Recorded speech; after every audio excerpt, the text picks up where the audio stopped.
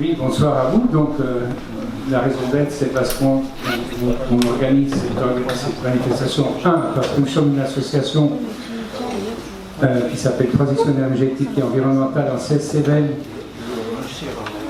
dont l'objet social essaie de sensibiliser et de faire comprendre ce qui se passe autour de nous avec le changement climatique et aussi le fait que ça nous oblige à faire une transition énergétique, c'est-à-dire utiliser des combustibles fossiles, des choses comme ça, ce n'est plus tellement ce qu'il faut faire. Donc, nous avons invité Daniel Suchet, qui est maître de conférence à l'IPVF École Polytechnique.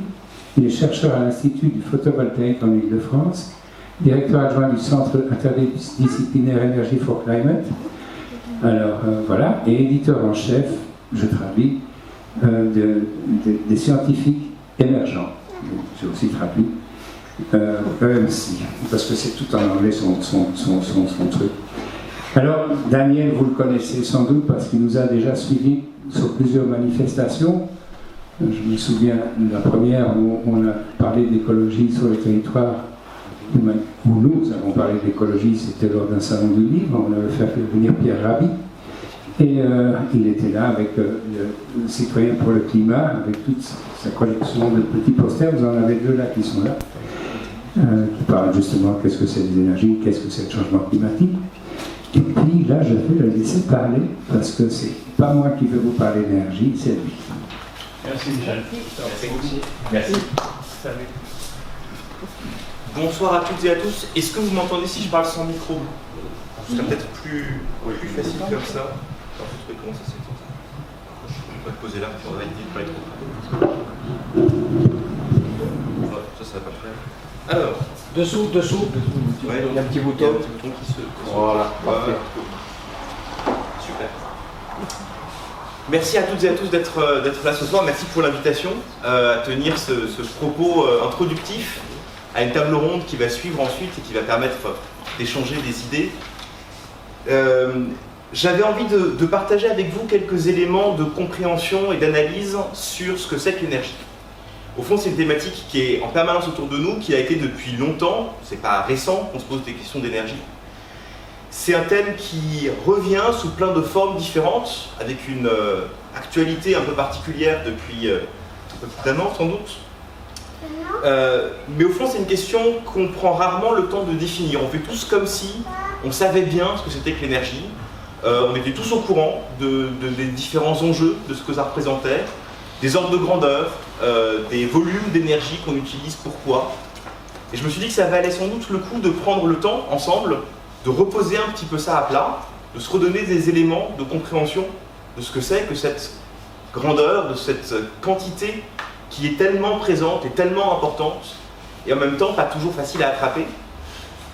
Et donc je vais commencer cette conférence en essayant de vous donner quelques éléments un peu conceptuels, un peu généraux de ce que c'est que l'énergie, puis d'aller progressivement vers quelque chose d'un peu plus pratique, et de partager avec vous une grille de lecture, une façon de se repérer dans les questions d'énergie, qui est une grille de lecture que j'ai en partie récupérée, en partie élaborée, et qui est à la base des enseignements que je donne sur ces questions, notamment à l'école polytechnique. J'en ai en gros pour une demi-heure à vous raconter des choses sur cette thématique, et puis on passera après à une étape de discussion, de table ronde et d'échange avec vous toutes et tous. Évidemment, s'il y a des choses qui ne sont pas claires en cours de route, n'hésitez pas non plus à m'interrompre. On est en petit comité, c'est aussi ça que ça permet de pouvoir échanger et discuter ensemble. Alors le point de départ, évidemment, c'est d'essayer de définir un petit peu les choses. Tout le monde parle d'énergie. On parle d'énergie verte, on parle d'énergie grise, on parle d'énergie renouvelable, on parle d'énergie cosmique, on parle de boissons énergisantes. C'est quoi, au fond, l'énergie? Il y a plein de façons d'essayer de définir l'énergie. Moi, je vous propose une définition assez pragmatique, assez pratique, qui est la suivante. L'énergie caractérise ce que ça coûte de faire des transformations. Et les transformations, il y en a en permanence autour de nous. Alors si vous essayez de rattacher cette définition, l'énergie comme une façon, comme une quantité nécessaire pour faire des transformations, si vous essayez de rattacher ça à vos vieux souvenirs d'énergie, ce que vous avez dû apprendre à l'époque du lycée, ou vous vous rappelez sans doute, on parlait d'énergie cinétique, par exemple. C'est-à-dire une quantité d'énergie liée à une variation du mouvement, de la vitesse. On parle d'énergie thermique, la quantité d'énergie dont vous avez besoin pour opérer un changement de température. Et en fait, vous retrouvez de l'énergie à cet endroit-là, à tous les endroits où vous avez des transformations, et vous avez des transformations absolument partout.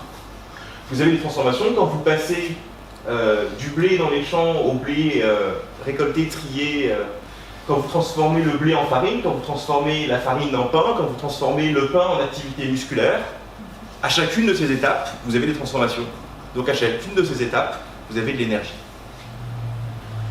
Donc à chaque fois que vous entendez énergie, pensez transformation et demandez-vous, l'énergie qu'on est en train de produire ou de consommer ou d'utiliser, elle sert à réaliser quelle transformation exactement?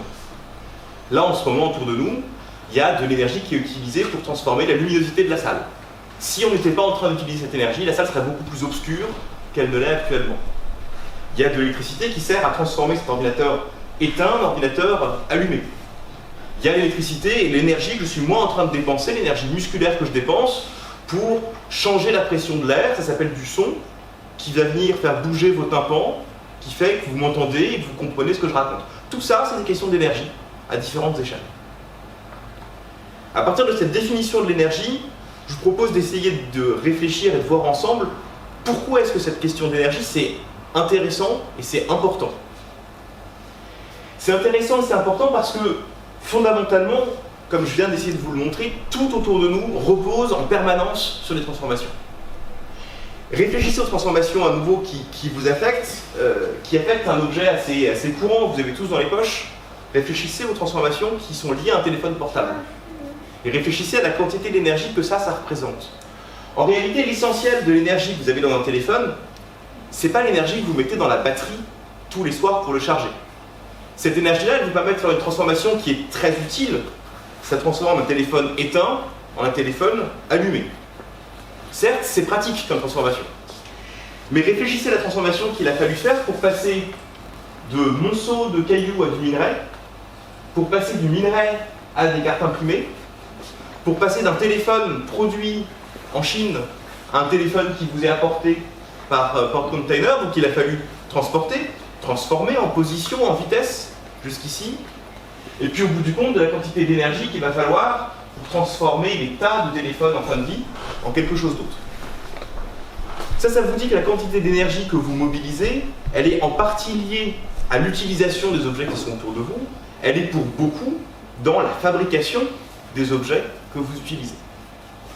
Si vous faites le bilan sur un téléphone portable, par exemple, vous avez à peu près 10% du budget énergétique qui est lié directement à l'usage du téléphone. Ça, c'est la quantité d'énergie que vous mettez dans le téléphone tous les soirs pendant les à peu près 2 à 3 ans. C'est la durée de vie typique moyenne d'un téléphone. 10%, c'est à peu près la quantité d'énergie que représente le transport du téléphone depuis son lieu de production jusqu'à vous. Puis 80% du budget énergétique du téléphone, c'est la transformation que j'ai évoquée là, c'est-à-dire sa production à proprement parler. Et dans tout ça, évidemment, je ne suis pas en train de compter le coût énergétique des réseaux téléphoniques, des bases de données, de la quantité de pubs que vous recevez sur vos téléphones, etc. etc. Donc ce premier point, il est de prendre conscience de l'ampleur et de la quantité de transformations qu'on mobilise en permanence, et donc de la quantité d'énergie nécessairement qu'on a à notre disposition de fait. Ça souligne à quel point l'énergie, c'est un enjeu qui est stratégique, parce que c'est ce dont on a besoin pour réaliser toutes ces choses dont on se sert en permanence. Ce que je représente ici, c'est la consommation d'énergie mondiale par secteur d'activité. Vous voyez qu'en gros, un quart de l'énergie sert au transport, un quart de l'énergie sert au bâtiment, résidentiel et tertiaire, un quart de l'énergie sert à la fabrication industrielle, et un quart de l'énergie sert à fabriquer de l'énergie. Et parce qu'en général, il ne vous suffit pas d'avoir de l'énergie en quantité, il faut encore l'avoir sous la forme qui vous arrange.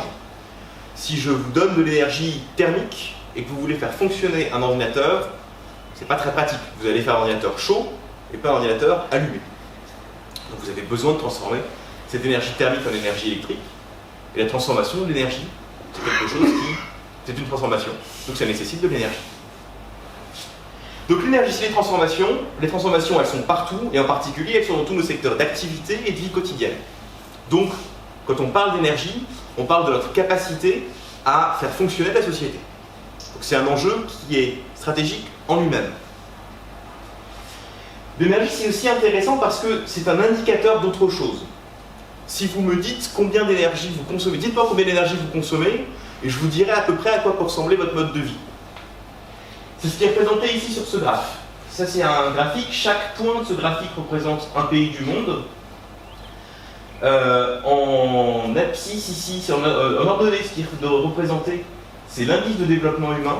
C'est un nombre entre 0 et 1 qui est calculé à partir de données économiques, le PIB principalement, de données sur l'espérance de vie et la qualité de la santé, et de données sur l'accès à l'éducation. Donc c'est un chiffre qui dit en gros l'indice de développement humain d'un pays, en fonction de la quantité d'énergie disponible par habitant. On réfléchira après à ce que veulent dire ces chiffres concrètement. Ce que vous montre ce graphe, c'est que globalement, quand vous avez de moins en moins d'énergie disponible par habitant, vous êtes dans des conditions de vie qui sont de plus en plus difficiles. Dans l'autre sens, plus vous avez tendance à avoir d'énergie par habitant, et plus vous êtes dans des conditions de vie qui sont confortables. Alors ici, c'est une corrélation, ce que je montre, c'est pas une causalité. Je ne dis pas qu'il faut impérativement le maximum d'énergie possible pour être le plus heureux possible. Mais cette notion de corrélation, le lien qu'il y a entre la quantité d'énergie et l'indice de développement humain, donne une idée à nouveau de la capacité de l'énergie à servir d'indicateur.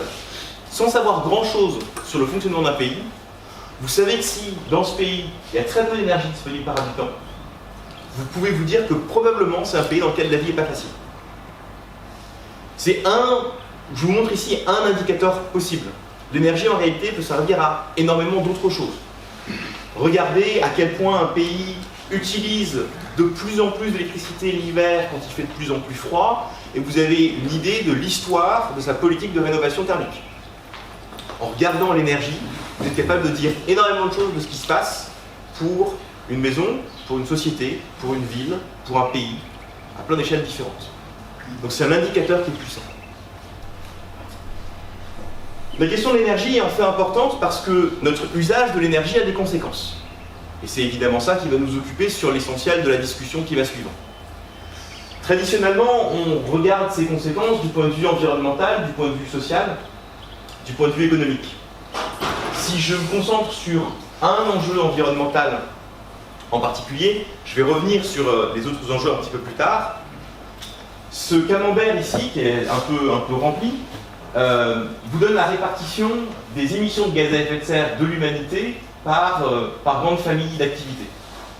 Toute la partie rouge ici, c'est des émissions qui sont liées à notre utilisation de l'énergie. Si vous regardez le reste, vous avez 20% ici qui sont liés à l'usage, aux pratiques agricoles et à la déforestation, changement d'usage des sols. Vous avez 5% qui sont des émissions directes liées à l'industrie. Vous avez 3% qui sont liés aux déchets. Donc si vous vous demandez qu'est-ce qui fait concrètement qu'on émet des gaz à effet de serre et qu'on a la situation climatique dramatique dont le GIEC sur lequel le GIEC a encore très récemment publié son rapport d'évaluation, je vous recommande évidemment d'aller jeter un œil au moins au résumé pour décideurs. On est tous un peu décideurs quelque part, donc allez lire ce résumé. Si on s'intéresse à la question du changement climatique, vous voyez que le plus gros morceau, aux 3/4, c'est lié à notre utilisation de l'énergie. Donc nécessairement ça interroge. On a compris que l'énergie c'était important, c'est important pour plein de choses, ça a des conséquences, et donc on peut se demander qu'est-ce qu'on peut faire pour essayer de réduire ces conséquences en gardant l'utilité qu'on a pour l'énergie. Pour aller dans cette direction-là, il faut commencer par comprendre où est-ce qu'on se situe aujourd'hui. Ça, c'est la deuxième partie de mon propos. Je vais commencer par définir tout ce qu'est l'énergie et pourquoi c'est important. Je vais maintenant vous faire un état des lieux de là où on se trouve aujourd'hui, avant de vous donner la grille d'analyse pour réfléchir à la suite. Alors, pour comprendre où est-ce qu'on se trouve aujourd'hui, il va falloir compter l'énergie qu'on utilise. Je vous ai déjà mis un graphe avec des chiffres, mais il faut donner un peu de sens à ces chiffres, puis je vous ai promis les ordres de grandeur. Alors, compter l'énergie, c'est un exercice en fait qui est un peu difficile. il y a toute une comptabilité de l'énergie. Je vais vous donner 2 clés qui me semblent importantes, en particulier quand on lit des articles, quand on entend des gens qui parlent d'énergie, réussir à se représenter un tout petit peu qu'est-ce qu'on est en train de compter, c'est assez important. La première clé, c'est de comprendre qu'il y a différents périmètres pour compter l'énergie. Le premier périmètre, c'est ce qu'on appelle l'énergie primaire. C'est l'énergie telle que vous la récupérez directement dans la nature. C'est le charbon que vous sortez de la mine. C'est le baril de brut. C'est la chaleur issue de la fission nucléaire. Ce n'est pas l'énergie que vous utilisez directement. C'est l'énergie que vous récupérez dans la nature. L'énergie que vous récupérez, vous, en tant qu'utilisateur, c'est ce qu'on appelle l'énergie finale. C'est l'essence que vous avez à la station. C'est l'électricité que vous avez à la prise. C'est le sac de charbon que vous achetez pour chauffer le poêle ou éventuellement le barbecue. C'est en général entre ces deux notions qu'on joue quand on parle d'énergie, quand on parle de production de pétrole par exemple, on est en train de parler en fait d'énergie primaire, quand on parle d'électricité consommée, on parle en fait d'énergie finale, et entre les deux il y a la conversion. Comment est-ce qu'on a fait l'électricité? Il a fallu brûler du charbon, donc il a pu y avoir éventuellement une partie de conversion. Il y a en réalité un troisième périmètre qui est sans doute le plus important et qui est celui dont on ne parle jamais, parce que c'est celui qui est le plus difficile à calculer. C'est l'énergie utile. C'est l'énergie dont vous avez réellement besoin pour la consommation que vous voulez vraiment faire.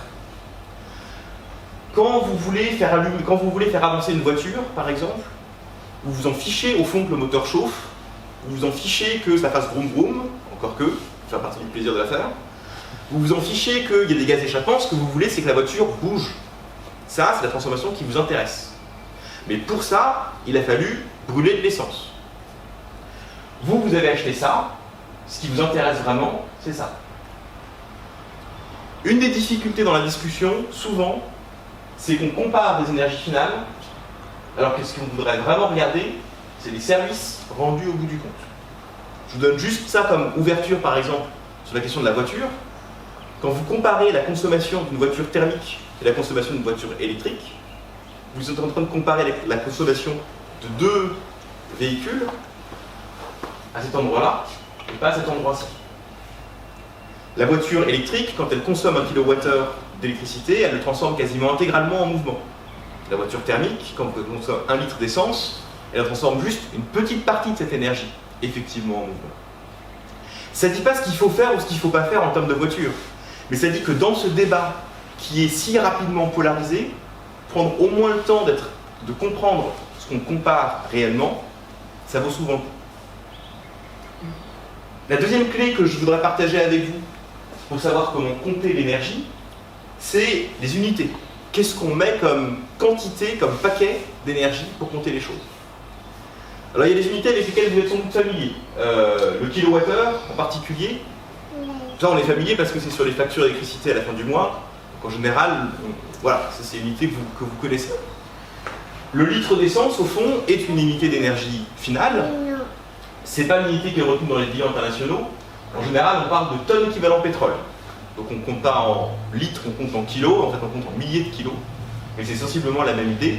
Combien d'énergie on récupérerait si on brûlait autant de tonnes de pétrole? La calorie, que vous connaissez aussi dans d'autres usages, ça c'est votre propre consommation énergétique à vous, c'est aussi une unité d'énergie. Ça, je dirais que c'est les trois avec lesquels vous êtes le plus susceptible d'être familier.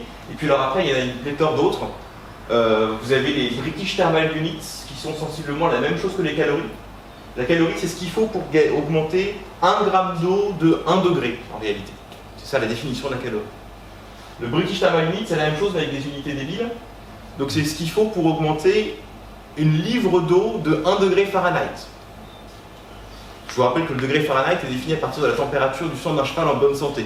Ça vous dit un peu la modernité de l'unité. Bref, puisqu'il y a toutes sortes de formes d'unités d'énergie, ce que je vous propose, c'est qu'on se crée la nôtre. Après tout, chacun crée la sienne, donc on a bien le droit de faire ce qu'on veut. Et donc je vous propose d'introduire une nouvelle unité d'énergie qu'on va indexer sur Robert. Je ne sais pas si vous connaissez déjà Robert. Certains d'entre vous connaissent peut-être déjà Robert. Oui, oui. Alors Robert, c'est Robert Firstman. que vous avez déjà vu en photo en réalité au début de cette conférence, qui est cette belle bête. Voilà. Robert Forstmann est champion olympique et champion du monde de cyclisme sur piste, haltérophile à ses heures perdues. Et le principe, c'est que Robert va pédaler pour allumer un toaster de 700 watts, le même qui vous grille les tartines le matin.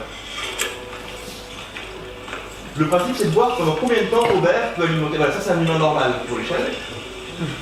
L'idée, c'est de voir pendant combien de temps Robert peut alimenter son toaster. Donc tant que Robert pédale, et tant que Robert produit 700 watts, le toaster reste enclenché.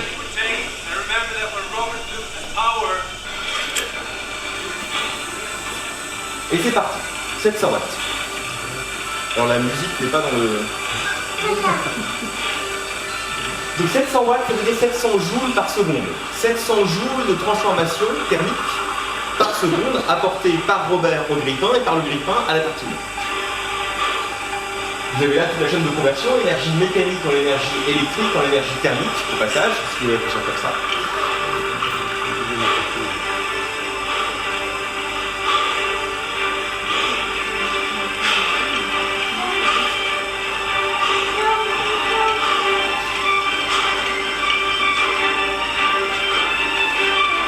Là on est à peu près une minute, vous voyez que ça commence à devenir dur, hein, ça se voit au niveau des yeux qui...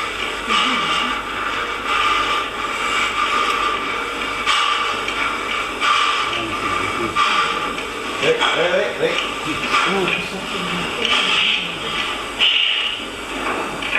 Stop. Si vous calculez, Robert a pédalé 1 minute. 1 minute à 700 watts, si vous avez déjà fait un test d'effort. 700 watts, vous avez déjà fait un test d'effort, c'est quand même... Want to lie down? Mijn nek schat. Ja, tot de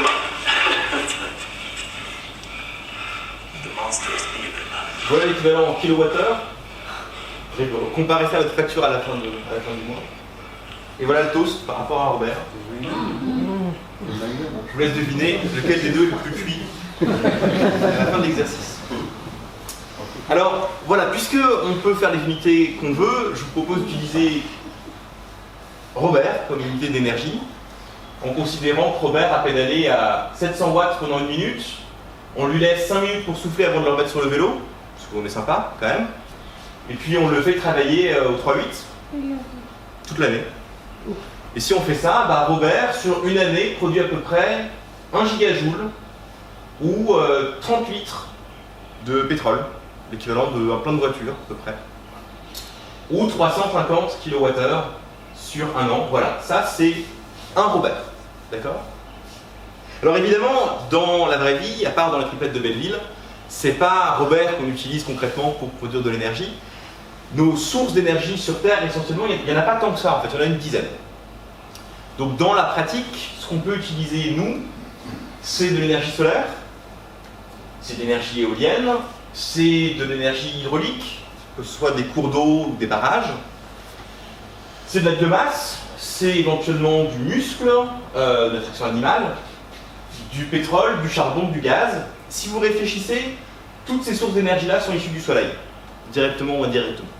Le solaire est issu du soleil directement, bien sûr. L'éolien vient de différences de pression qui sont induites par les différences de température qui sont dues à des différences d'éclairement solaire. Le cycle de l'eau est alimenté par l'évaporation des océans qui est due au soleil. La biomasse, c'est de la photosynthèse. Robert, c'est de la biomasse sophistiquée. Le pétrole, le charbon, le gaz, c'est de la biomasse qui a mal vieilli. Donc tout ça, au fond, ça vient du soleil. Ce qu'on a comme source d'énergie sur Terre qui ne vient pas du soleil, directement ou indirectement, c'est essentiellement le nucléaire, qui peut être soit sous forme de fission dans des centrales, soit sous forme de radioactivité dans la croûte terrestre. Et à ce moment-là, c'est ce qui est responsable, en particulier de la géothermie. Voilà à peu près les 10 sources d'énergie qui sont à notre disposition sur Terre aujourd'hui. Alors là, c'est le moment où vous participez. À votre avis, dans ces 10 sources d'énergie, quelles sont celles qui sont dans le top 3 des énergies les plus utilisées par l'humanité? Est-ce que vous pensez que le solaire fait partie du top 3 des énergies les plus utilisées? Non. L'éolien? Non. L'hydro? Ok, un peu. Biomasse? Le bois, etc. Robert? Non. Pétrole? Bon. Pétrole, pas trop de doute. Charbon? Gaz? Nucléaire? Géothermie? On y en a qui contribué à plus que 3. Je vous propose de voir à quoi ça ressemble concrètement. Voilà l'évolution de la quantité. Alors c'est de l'énergie primaire que j'indique, donc c'est l'énergie telle que récupérée dans la nature. Et je compte l'énergie en gigaroberts, c'est-à-dire en milliards de roberts, puisque voilà, c'est l'unité que j'ai introduite, c'est défini, vous savez ce que ça veut dire. Je mets en jaune ici toutes les énergies sympas. Le solaire, l'éolien, la géothermie, les forces de marée, les forces motrices, voilà. Tout ça on met ensemble, hop. Et ce que vous voyez ici, c'est la progression exponentielle des énergies renouvelables. C'est très spectaculaire comme dynamique. Vous voyez qu'il y avait rien au milieu du siècle précédent, pas grand-chose dans les années 2000, et que depuis les années 2000, on est sur une croissance qui est vraiment absolument spectaculaire. Je rajoute à ça l'hydro, qui évidemment a commencé beaucoup plus tôt dans son exploitation. Je rajoute à ça le nucléaire, la biomasse. On n'a pas attendu le XXe siècle pour brûler du bois. Donc la biomasse, évidemment en 1800, on n'est pas sur des relevés statistiques très précis, on est sur des estimations. Je rajoute à ça le gaz, le charbon et le pétrole. Voilà l'état des lieux de notre consommation énergétique au niveau mondial. Alors ça, c'est un graphe que je trouve extrêmement riche d'informations à plein d'endroits. Première chose, c'est, je vais quand même dire un mot à propos du nucléaire. On a tendance, surtout en France, à imaginer que le nucléaire joue un rôle très important. On se trompe pour deux raisons. Trois raisons. Deux principalement. La première raison, c'est on est dans un contexte français où le nucléaire joue un rôle particulier, beaucoup plus important qu'ailleurs dans le monde. Mais la raison de façon beaucoup plus fondamentale et beaucoup plus importante, c'est vraiment là-dessus que je veux insister, c'est quand vous pensez énergie, vous pensez électricité.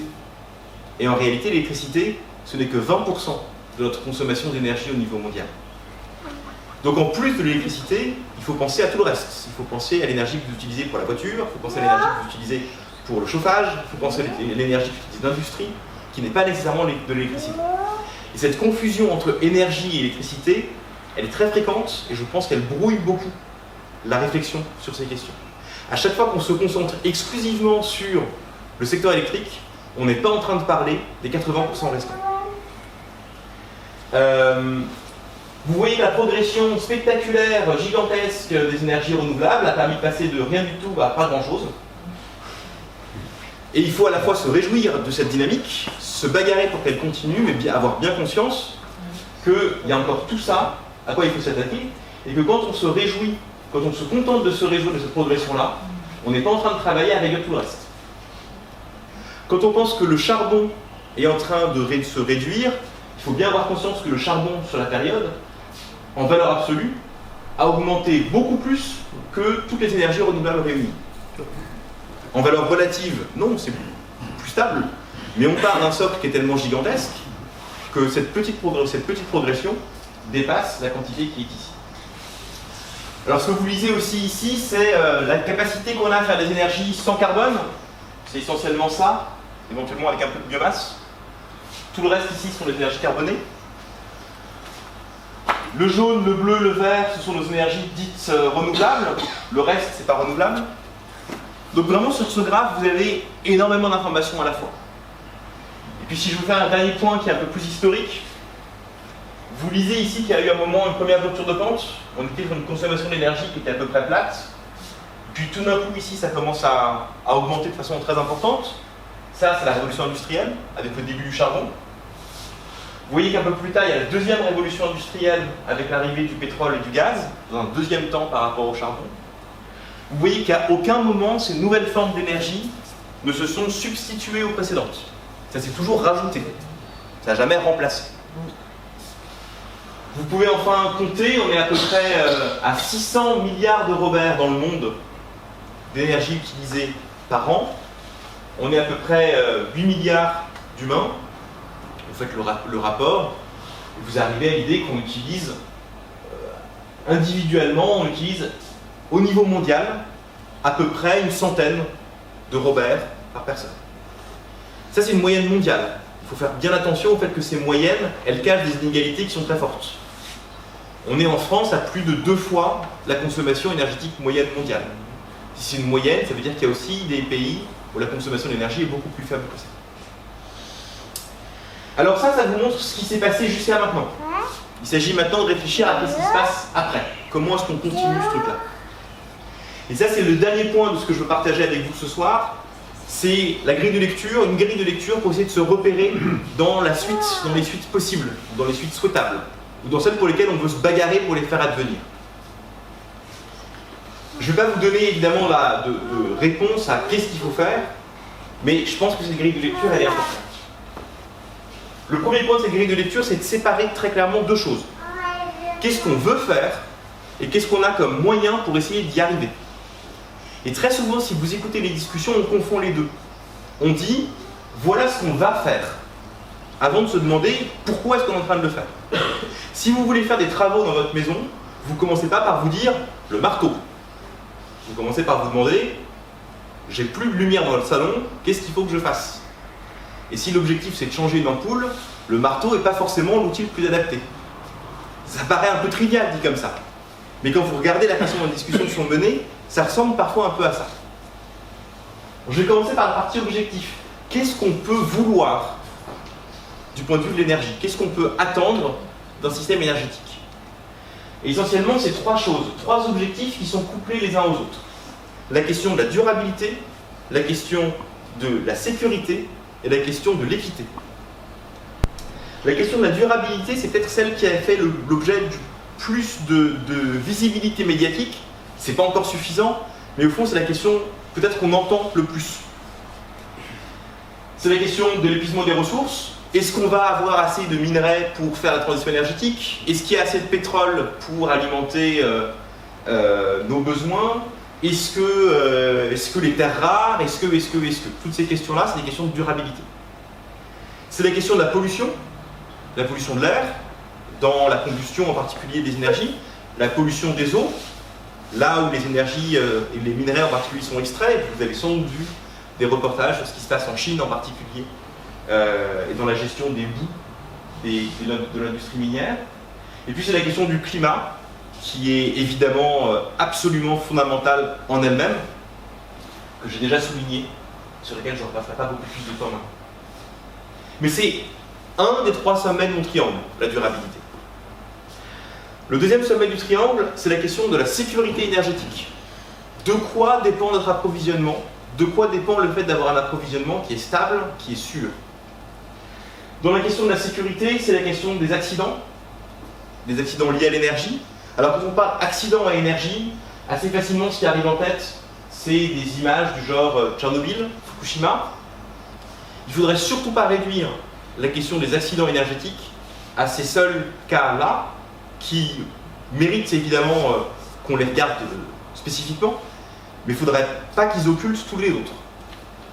Je vous présente ici la rupture du barrage de Bengchao en Chine, qui est, à ma connaissance, l'accident industriel qui a fait le plus de victimes au monde. C'est la rupture d'un barrage hydraulique. Et puis, plus proche de nous, et plus proche de la région ici en particulier, la question des accidents liés aux mines et aux mines de charbon, c'est moins présent dans notre quotidien que ça l'a été il y a quelques décennies. Mais, on a écrit des romans sur les conditions d'exploitation des mines et la vie des mineurs et les conséquences que ça pouvait avoir. C'est aussi la question de la stabilité, en particulier la stabilité du réseau électrique. On en a beaucoup parlé cet hiver, avec les craintes de rupture, les applications pour suivre l'état du réseau et pouvoir réduire la consommation en cas de tension. 2003, New York, un blackout de plus de 7 heures. C'est hier et c'est les États-Unis. On n'est pas en train de parler de ce qui se passerait dans des pays sous-développés il y a 50 ans. Et globalement, les blackouts, alors on a cette représentation, j'ai cherché les graphes, c'est un peu triste, mais on a cette représentation qu'il y aurait des pics de naissance 9 mois après les blackouts. Je suis au regret de vous dire que c'est pas vrai. Et qu'en fait, le blackout en général, c'est moins drôle que ça. C'est de dire des gens qui se retrouvent bloqués dans des ascenseurs avec des conditions médicales qui leur permettent pas forcément de profiter du moment. Bref, c'est des vraies situations de crise sanitaire qui sont extrêmement douloureuses et difficiles à gérer. J'imaginais un blackout en plein été sans clim, par exemple, sur un été comme 2003. Et vous avez c'était août 2003. Et puis évidemment, la question de la sécurité, c'est la question des dépendances. Par exemple, qui vous approvisionne en énergie? En gaz, au hasard. Voilà. Qui vous approvisionne en panneaux solaires? Qui vous approvisionne de qui vous dépendez concrètement? Où sont vos amis sur cette question-là? C'est des questions qui sont rapidement un peu douloureuses quand on se les pose dans ces questions, dans ces termes-là, et qui montrent que, à nouveau, derrière ces questions énergétiques, il y a des vrais enjeux stratégiques, à la fois d'un point de vue politique et d'un point de vue industriel. Le troisième point de mon triangle, c'est la question de l'équité. Est-ce que tout le monde a accès, dans des conditions raisonnables, à des quantités suffisantes d'énergie? Ça, c'est la question de la précarité énergétique, c'est-à-dire de la quantité de la population pour qui la consommation, en particulier de chauffage et de carburant pour le transport, représente une part trop importante du budget. Et ces questions-là, à nouveau, ce n'est pas juste des questions qui se posent pour d'obscurs pays sous-développés en Afrique ou loin en Europe de l'Est. Ce sont des questions qui se posent, y compris chez nous, avec une acuité forte. Vous le savez, on l'a réentendu là récemment avec les boucliers tarifaires mis en place pour éviter l'explosion du prix des carburants et du chauffage. En France, il y a l'Observatoire national de la précarité énergétique qui fait tous les ans des rapports qui donnent l'état de la situation chez nous. C'est l'enjeu des inégalités sociales. On l'a un petit peu oublié, sans doute, c'est passé. Il y a eu d'autres crises depuis, celle des Gilets jaunes, mais rappelons-nous que le point de départ de la crise des Gilets jaunes, c'était l'augmentation du prix des carburants. Et puis, c'est des inégalités entre pays, avec des conditions d'accès à l'énergie qui peuvent être extrêmement différentes. C'est un trilemme parce qu'on peut laisser tomber aucun des sommets du triangle. Si vous avez un système qui est environnementalement OK, qui est correct au niveau social, mais qui est absolument pas sécurisé, vous dépendez intégralement de vos voisins, par exemple, qui peuvent du jour au lendemain décider que si vous ne votez pas comme ils ont envie que vous votiez, ils vous coupent l'accès à l'énergie. Vous avez un système qui est complètement intenable. Si vous avez un système qui est sécurisé, qui est durable, mais qui est hors de prix, vous avez un système qui est inacceptable sur le plan social. Après tout, c'est facile. Il suffirait que chacun d'entre nous achète une grande maison, avec un grand terrain pour mettre des panneaux, achète des batteries. Si chacun d'entre nous avait quelques millions d'euros, il y aurait beaucoup moins de problèmes. Puis la dernière chose, c'est si vous avez un système qui est sécurisé, qui est équitable et qui détruit l'environnement, au fond, vous êtes assez proche du système dans lequel on est aujourd'hui. Et on sent bien que c'est un système qui est invivable sur le long terme. Ça va un certain temps, mais on touche assez rapidement aux limites où on sent que le système dégrade la capacité des générations à venir à pouvoir elles-mêmes subvenir à leurs besoins. Alors qu'est-ce qu'on peut faire vis-à-vis de ces objectifs? C'est là que je passe à la partie moyens. Quels sont les outils à notre disposition? Et autant dans les objectifs, les trois sont à la même hauteur, autant dans les moyens, il y a une trajectoire. Tout se fait pas dans le même ordre. La première chose à faire, c'est l'enjeu de la sobriété. C'est-à-dire réfléchir à quels usages on peut réduire. Arrêter purement et simplement. Quand on dit réfléchir à quels usages on arrête, il ne s'agit pas de vous dire quels usages vous devez arrêter. Mais il s'agit de se poser la question à minima. Est-ce que vous avez besoin de chauffer l'intégralité de la maison ou est-ce que vous avez besoin de chauffer les endroits où vous êtes? Ça, c'est ce qu'on appelle un côté dessous au Japon. C'est une table chauffante. Le Japon est réputé pour être particulièrement mauvais en isolation. Donc c'est impossible de chauffer les maisons. À la place, vous chauffez là où vous vous trouvez concrètement. Vous pouvez choisir, vous dire que pour partir en vacances, vous n'avez pas forcément besoin de partir au bout du monde en avion. qu'il y a des choses dépaysantes à faire moins loin. Vous pouvez vous demander si vous avez vraiment besoin de servir de feu d'artifice pour la Lune tous les soirs en termes de pollution visuelle. Et je ne dis pas qu'il faut faire aucun de ces trucs-là. Je dis qu'on peut se poser la question et qu'on peut réfléchir à quels usages de l'énergie, à quelle transformation on est prêt à renoncer. La deuxième chose, c'est pour les usages qu'on a décidé de garder. Non, on a bien réfléchi. C'est très important de faire un feu d'artifice pour la Lune tous les soirs. Ok, très bien. À la limite, si on l'a choisi, pourquoi pas? Comment est-ce qu'on fait ça en utilisant le moins d'énergie possible? Ça, c'est la notion d'efficacité. Mais vous voyez que l'efficacité, elle arrive déjà que dans un deuxième temps. On fait de l'efficacité pour les usages qu'on a décidé de garder. L'efficacité, c'est isoler une maison, c'est-à-dire avoir la même température à l'intérieur avec moins de consommation de chauffage.